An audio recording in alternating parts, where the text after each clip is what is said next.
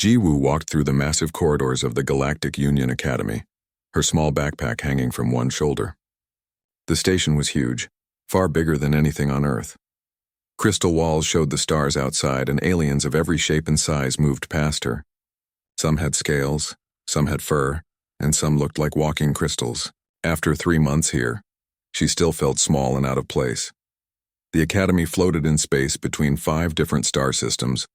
It was built 200 years ago, long before humans even knew aliens existed. Every species in the galaxy sent their young here to learn and train together. Humans had only joined the Galactic Union 3 years ago. Most species still looked at humans like they were strange creatures from a primitive world. Ji-woo clutched her lunchbox tighter.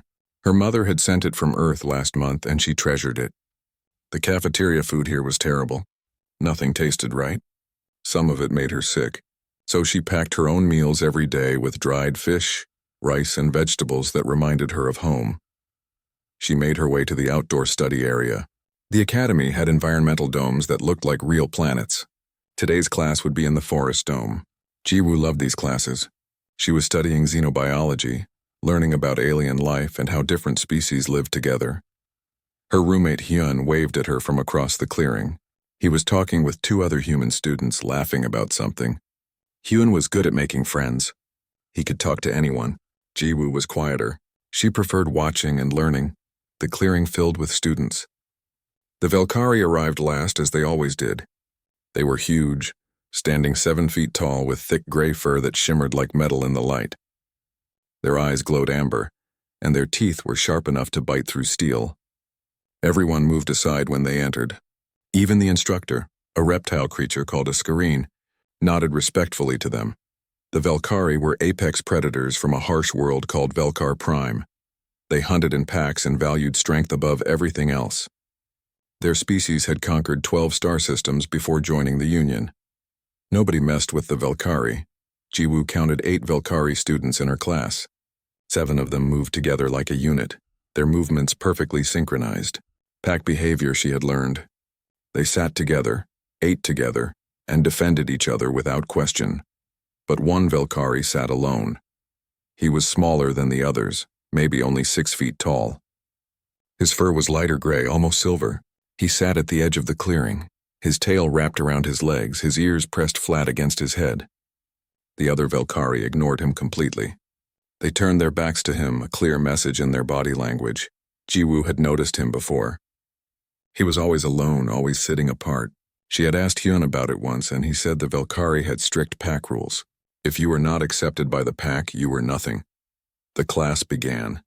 Instructor Thane talked about ecosystem balance and how predator species maintained population control. Ji-woo took notes, but her eyes kept drifting to the lone Valkyrie. He was not taking notes.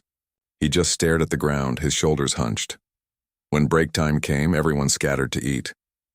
The Valkyrie pack shared a large animal carcass they had brought. The sight made some of the herbivore students uncomfortable, but nobody said anything. Ji-woo found a spot under a blue tree and opened her lunchbox. The smell of home filled her nose. Rice balls with sesame seeds, dried squid, and kimchi her mother had made. She smiled and started eating. Then she looked up and saw the lone Valkyrie again. He had not moved. He had no food. The other Valkyrie were eating loudly, tearing into their meal with satisfaction, but they gave him nothing. His stomach made a low growling sound that carried across the clearing. He pressed his paws against his belly, trying to quiet it. Ji-woo watched him for a long moment. His amber eyes looked sad and tired. She thought about how hard it must be to be surrounded by your own species, but still be completely alone. She knew what that felt like. Being human here was lonely too. Before she could think too much about it, Ji-woo stood up. She packed half of her lunch back into the box, then walked across the clearing toward the Valkyrie. The clearing went quiet. Conversation stopped. Every eye turned to watch the small human girl walking toward a predator. Hyun stood up, his face worried, but he did not call out to her. Ji-woo stopped a few feet away from the Valkyrie. Up close, he was much bigger than her.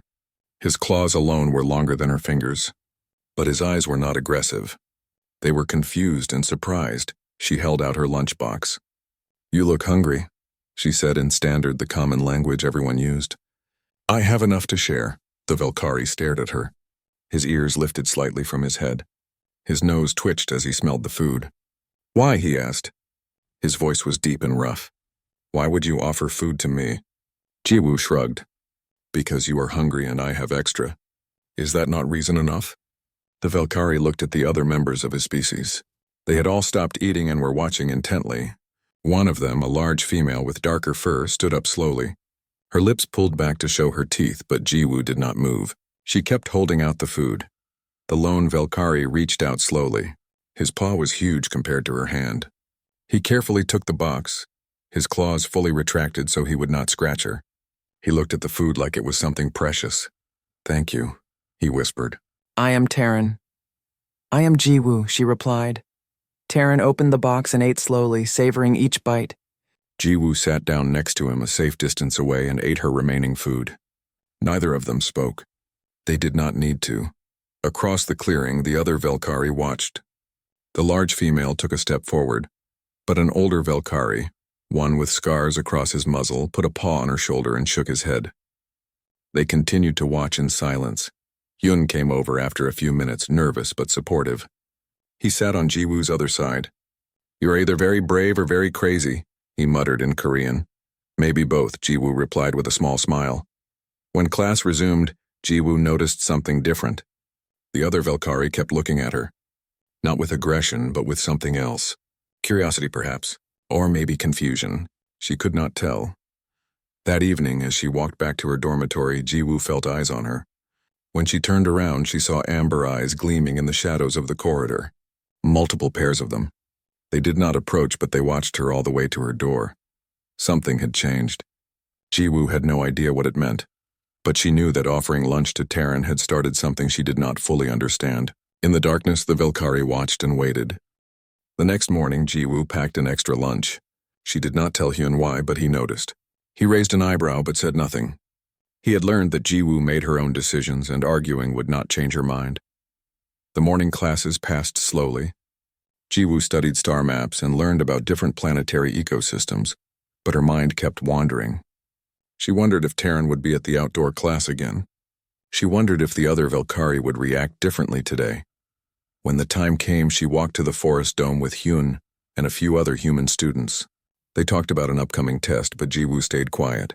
She was thinking about what she had learned last night. After returning to her room, she had spent hours reading about Velkari culture in the Academy database.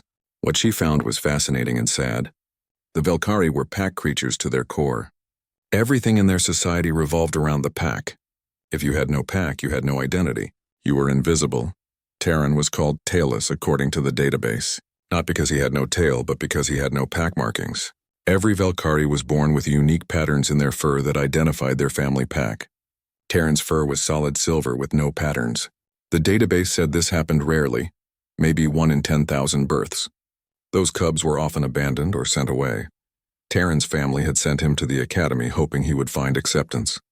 But the other young Velkari had rejected him. Without pack markings, they did not see him as one of them. Jiwoo found it cruel and wasteful. Terran seemed intelligent and kind. Why should he suffer because of something he could not control?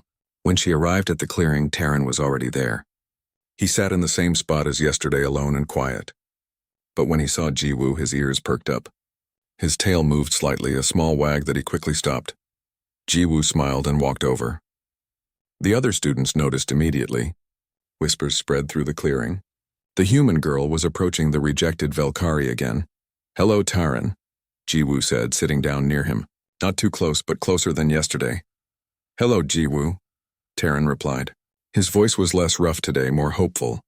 "You came back, of course. We are classmates." She opened her lunchbox and split it into 2 portions. "Here, I brought extra today." Terran stared at the food. His eyes became wet, though he quickly blinked the moisture away. "You do not have to do this. The others will think badly of you." "Let them think what they want," Jiwoo said simply. "I share my lunch with my friend. That is all." The word friend made Terran's breath catch. His tail began to wag properly now, moving back and forth. "Friend?" he repeated softly, like he was testing the word. They ate together in comfortable silence. Other students watched but kept their distance. Then halfway through the meal, a large shadow fell over them. Jiwoo looked up. The large female Velkari from yesterday stood above them, her arms crossed, her amber eyes burning with intensity. She was even bigger up close, her muscles clearly visible under her fur. A pack leader, Jiwoo realized. "I am Bora," the Velkari said, her voice sharp. "Explain yourself, human. Why do you waste food on the packless one?" Jiwoo stood up slowly. She barely came up to Bora's chest, but she kept her voice steady. "I'm not wasting food. I am sharing with a classmate who is hungry." Bora's lips pulled back, showing teeth. "He is packless. He is nothing. You insult us by showing him pity." "It is not pity," Jiwoo replied. "It is kindness.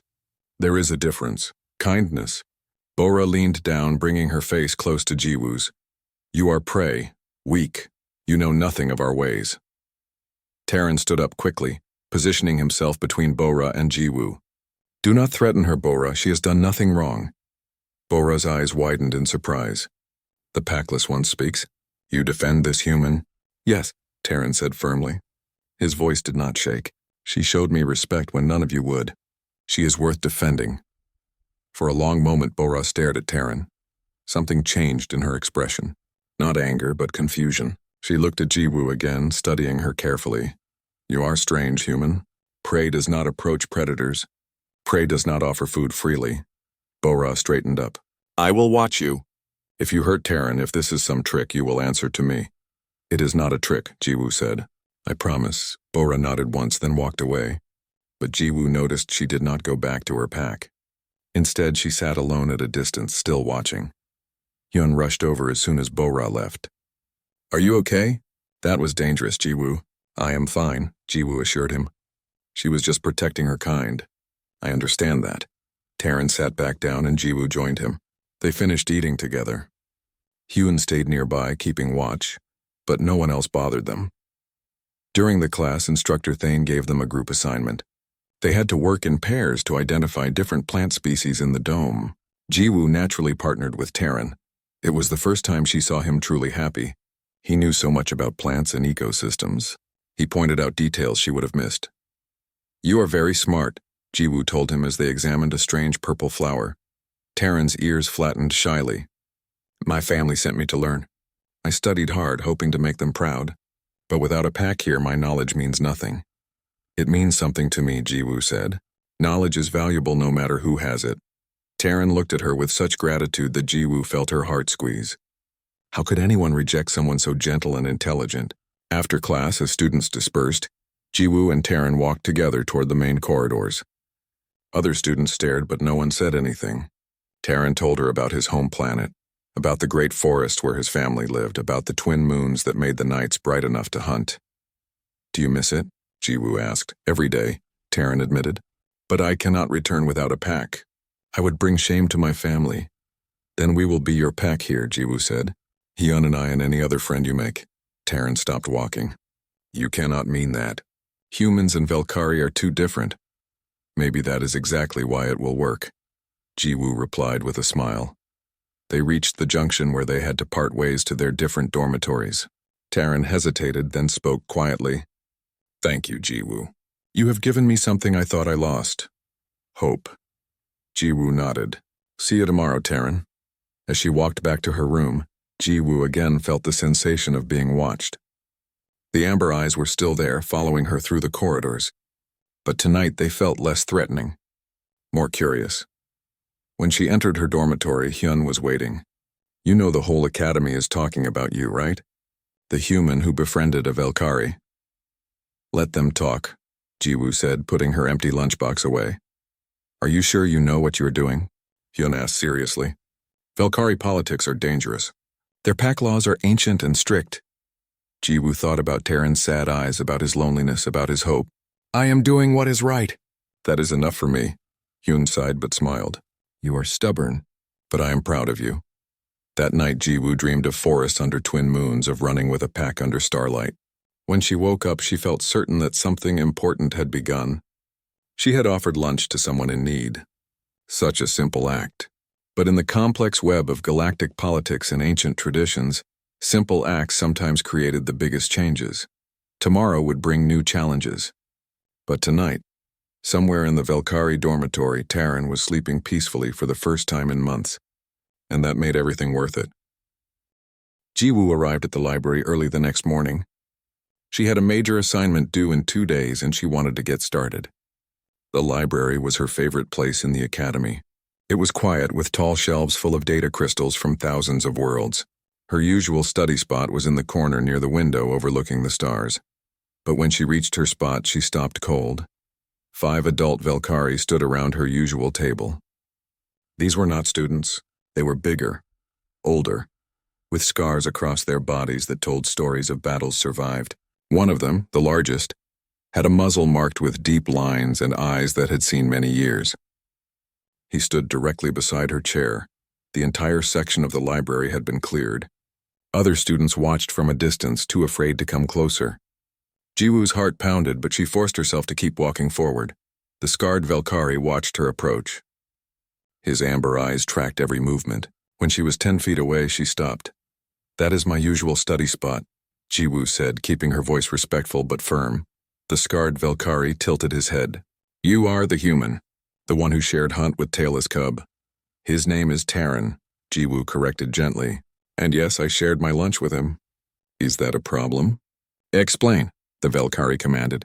His voice was deep, carrying authority that made Jiwoo's instincts scream to run, but she held her ground. "Explain what?" she asked. "Why you give food to Packless One? What do you gain from this?" Jiwoo took a breath. "I gain a friend. Terran was hungry and alone. I had food to share.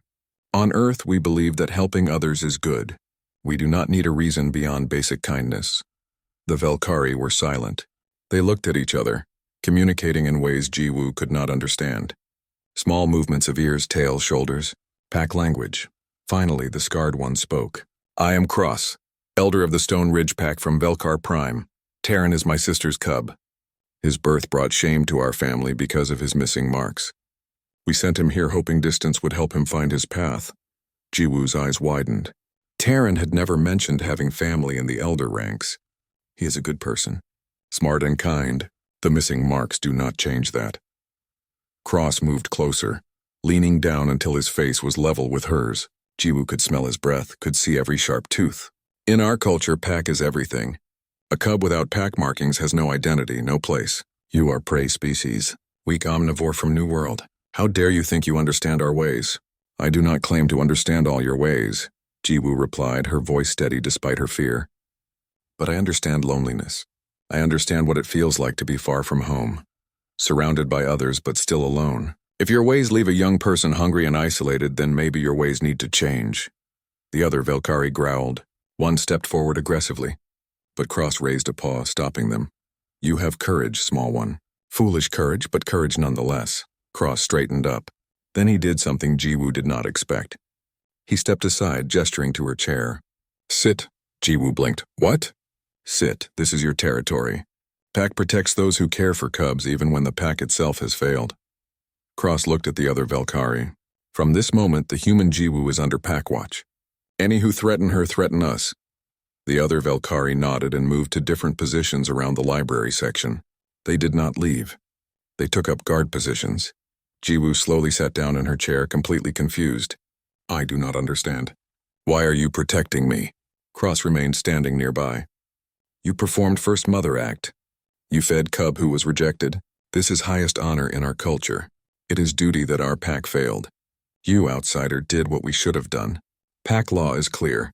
We owe you protection." "I just shared my lunch," Jiwoo said quietly. "I did not know it meant all this. Intention does not matter. Action matters." Cross looked at her with something like respect. "You will continue to share meals with Terran?" "Yes, he is my friend." "Good, we will watch." Cross turned to leave, then paused. "One warning, human. Bora of the Swift Wind Pack has challenged your right to claim pack bond with Terran. She believes you are too weak, that you mock our traditions. She may test you.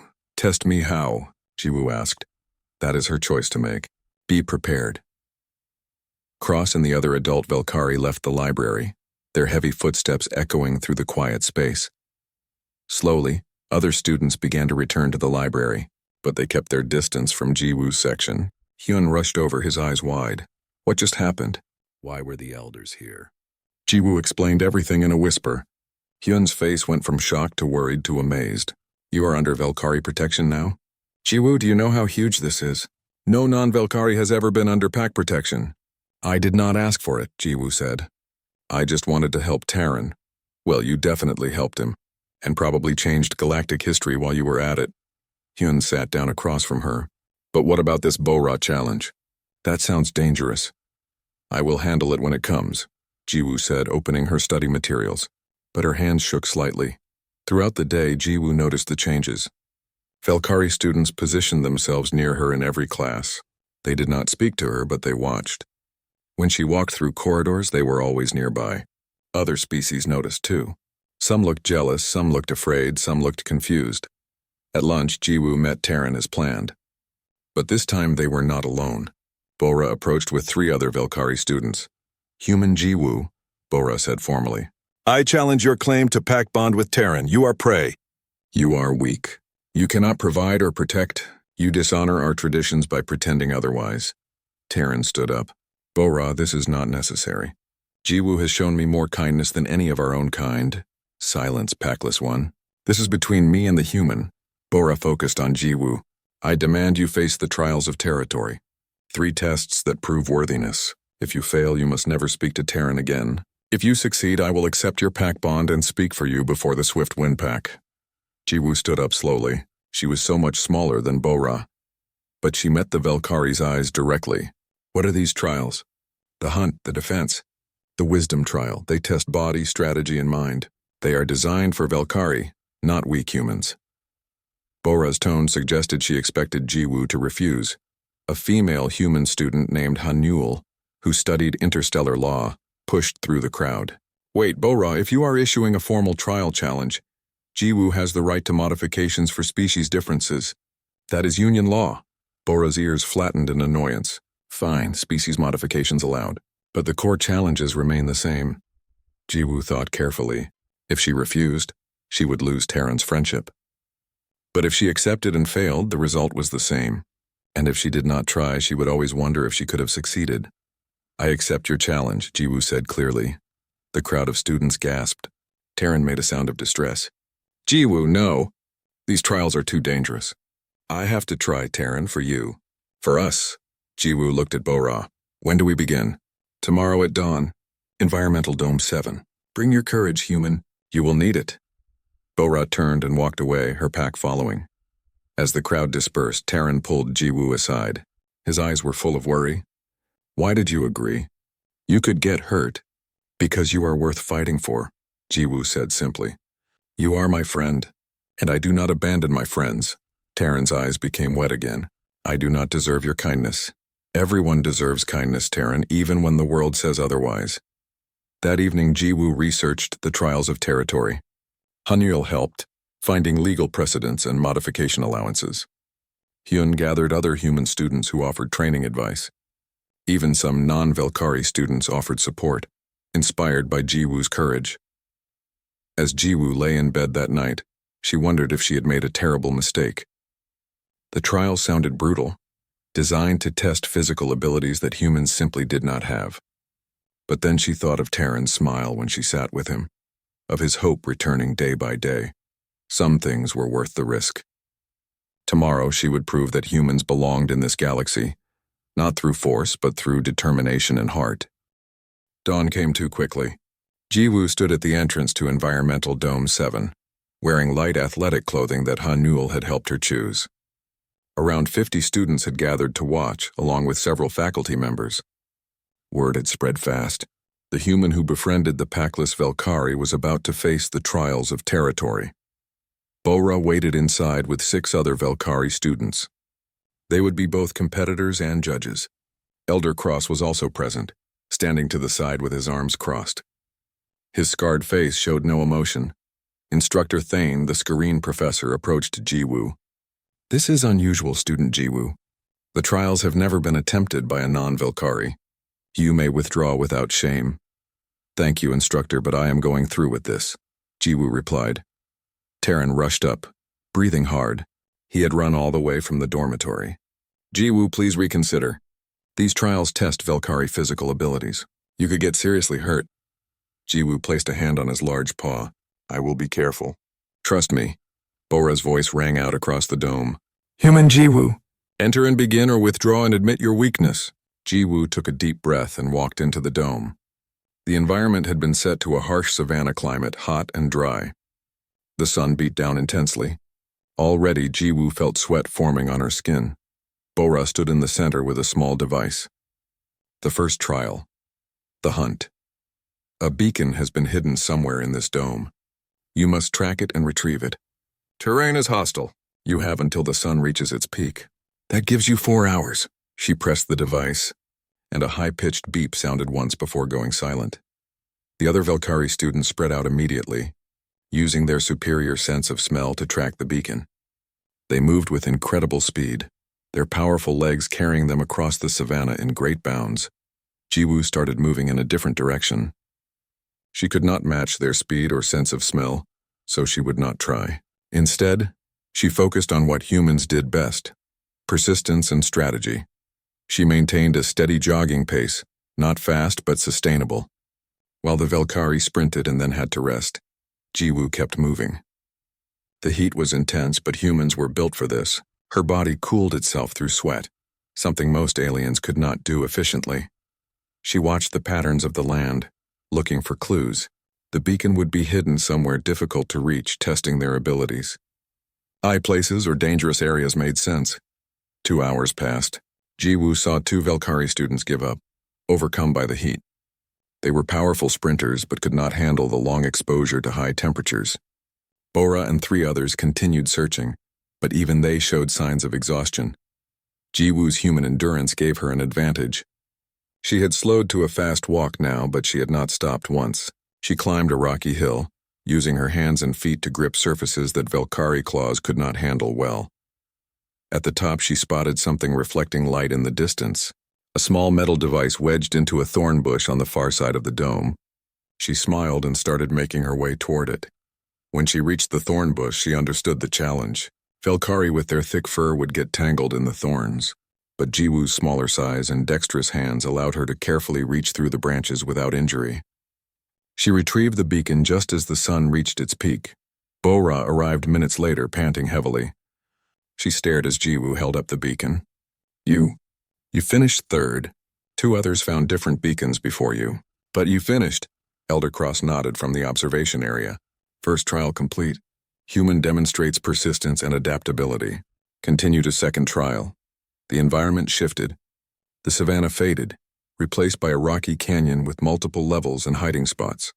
In the center was a marked circle about 20 feet across. Bora explained the second trial while catching her breath. The defense. You must protect your designated zone from intrusion for 1 hour. We will attempt to enter. If we cross into the circle, we win. If you keep us out, you win. Physical contact is allowed, but no serious injury. Ji-woo looked at the terrain. 6 Velkari against 1 human in a physical defense challenge. She could not win through strength. She needed to think differently. I may use tools found in the environment? She asked. Bora looked surprised by the question. Yes, trial rules allow natural materials. Ji-woo immediately began gathering stones, sticks, and vines. The Velkari watched with confusion. What was the small human doing? For 20 minutes, Ji-woo worked quickly. She created simple traps around the circle's perimeter, trip lines made from vines, loose stones balanced to fall, slippery moss placed strategically. Humans had used tools for millions of years. It was their evolutionary advantage.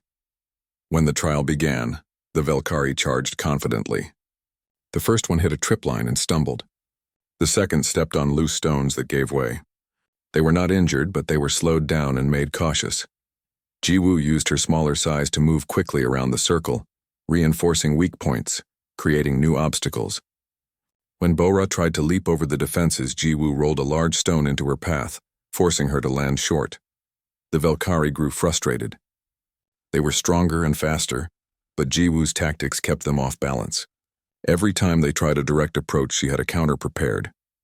With 10 minutes remaining, Bora called a halt.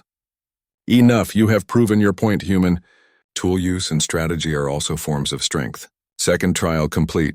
The watching students erupted in whispers and shouts. A human had passed 2 Velkari trials. It seemed impossible. Elder Cross stepped forward for the final trial.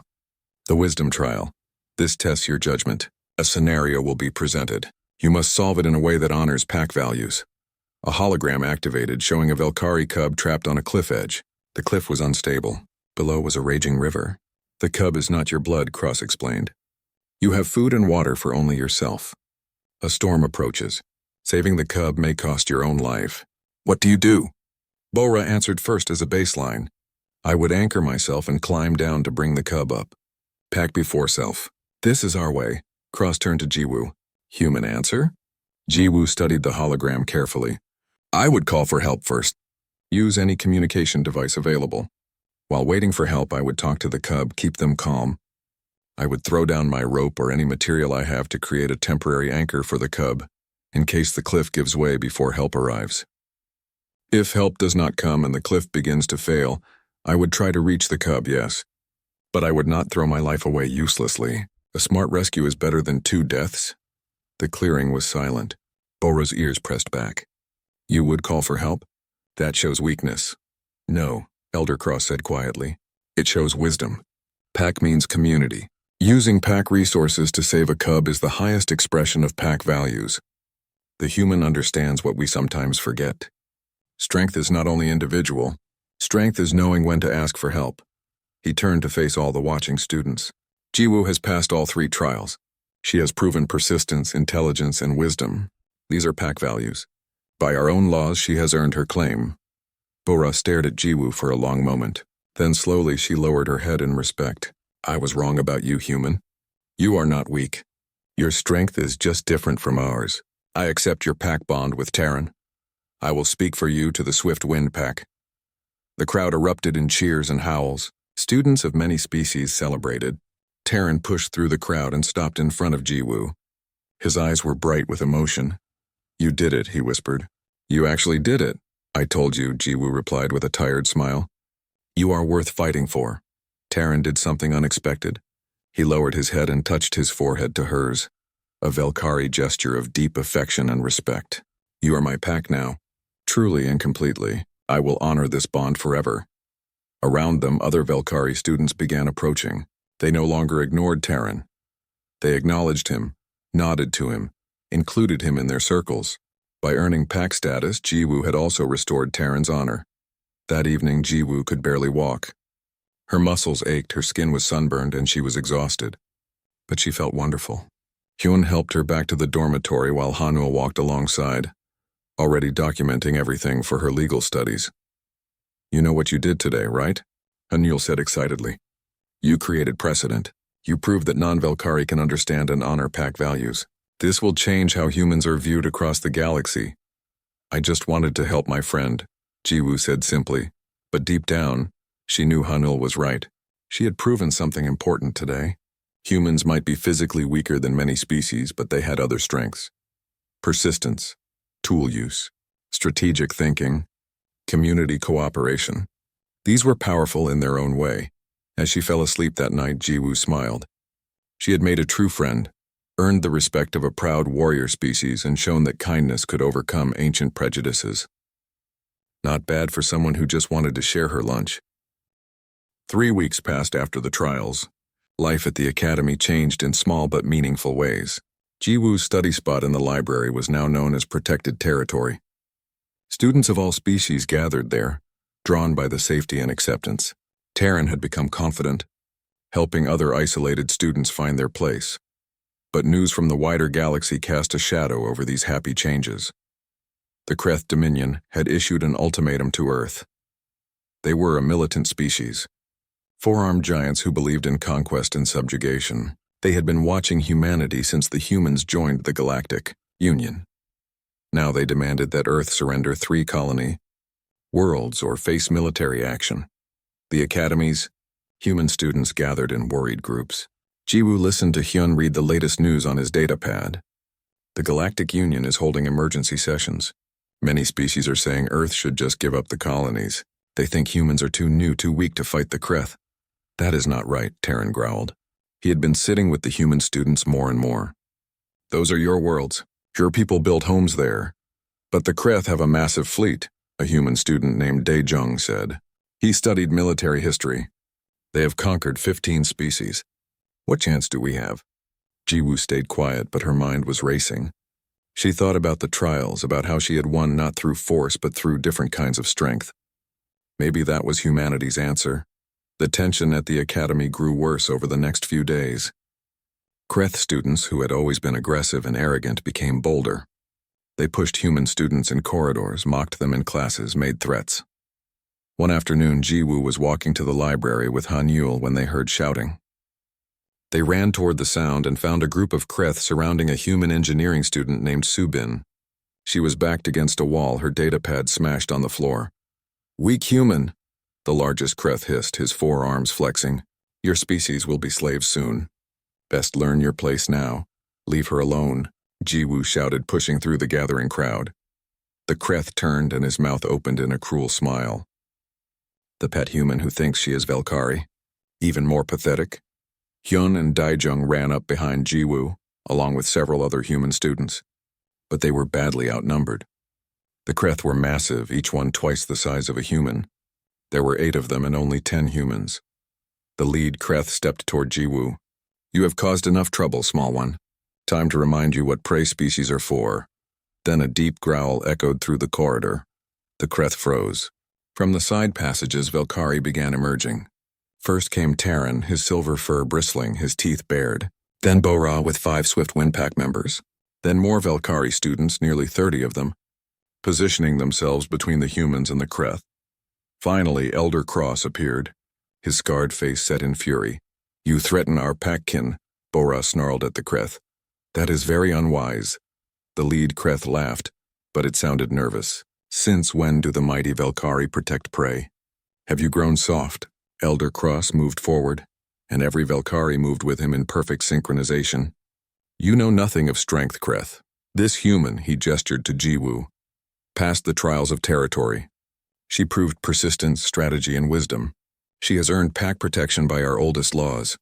"She is one human," the Kreth protested. "Your dominion demands the surrender of their entire species." "Then the Kreth dominion makes an enemy of the Valkyrie," Cross stated flatly. "Humans are not prey. They are persistence predators, evolved to outlast and outsmart their opponents. They are tool users and innovators, and they are under our protection." The corridor had filled with students from dozens of species, all watching this confrontation. Instructor Thane pushed through the crowd, his reptilian eyes taking in the situation. "Elder Cross speaks truth," Thane said in his rasping voice. "The Skareen have also observed the humans. They show remarkable adaptability and intelligence. My people will support them as well." A crystalline being, one of the Lumari species, spoke up. "The Lumari have traded with humans. They are honest and creative partners. We will also stand with them." More voices joined in. Species that had befriended humans or simply respected what Jiwoo had accomplished began pledging support. The Kreth looked around, their confidence crumbling. "This is not over," the lead Kreth snarled. But he and his group retreated quickly, outnumbered and outmaneuvered. As the crowd dispersed, Jiwoo found herself surrounded by Valkyrie. Terran pressed close to her side protectively. Bora nodded with respect. "Thank you," Jiwoo said to all of them. "You did not have to do that." "Yes, we did," Cross replied. "You are pack. Pack protects pack. This is our way." Later that evening, emergency communications came from both Earth and Velkar Prime. The situation had escalated quickly. The Valkyrie High Council had made a formal declaration. Any attack on humanity would be considered an attack on the Valkyrie Confederation. Several other species had joined the declaration, creating a defensive coalition. The Kreth Dominion, faced with potential war against multiple powerful species, backed down. They withdrew their ultimatum and entered negotiations instead. Hanul burst into Jiwoo's room with the news. "Do you understand what happened? You created an alliance, a real political military alliance, all because you shared lunch with Terran." Jiwoo sat on her bed, overwhelmed. "I just wanted to help a friend." "You did so much more than that," Hyun said, smiling.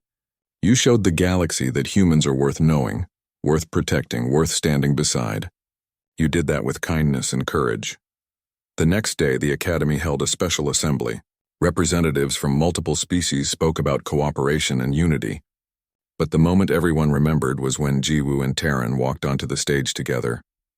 Elder Cross presented Jiwoo with a crystal marker, a Valkyrie honor token.